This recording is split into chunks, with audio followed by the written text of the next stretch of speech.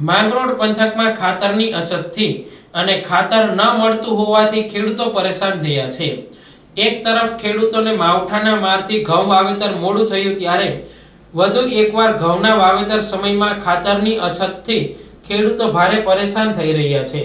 વહેલી સવારે 6 વાગ્યાથી ખેડૂતોને ખાતર લાવવા માટે લાઈનો લગાવી ઊભા રહેવાનો વારો આવ્યો છે। જ્યારે ખાતરનો અમુક જૂનો જથ્થો આવતા ખાતરમાં ગાંગડા વળી ગયા છે અને ખેડૂતોને ભારે હાલાકી વેઠવી પડે છે। નેતાઓ ચૂંટણી સમયે ખાતર નહીં ખૂટવા દેવાની વાતો કરે છે, પરંતુ ખેડૂતોની પરિસ્થિતિ છે એની એ જ છે। નેતાઓની વાત તો માત્ર પોકળ હોય તેમ લાગી રહ્યું છે।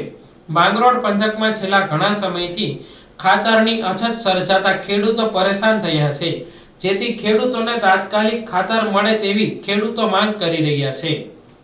દેવાભાઈ લાખાભાઈ પરમાર કોટડા। આ ગુસ્કો કંપનીમાં એક કાયમી એક ગાડી ઉરિયા આવે અને બીજા કોઈ ડેપોમાં આવતી નથી। ઉરિયાની અછત છે, એના કારણે ખેડૂત ગામડેથી આવે ત્યાં વેચાઈ જાય।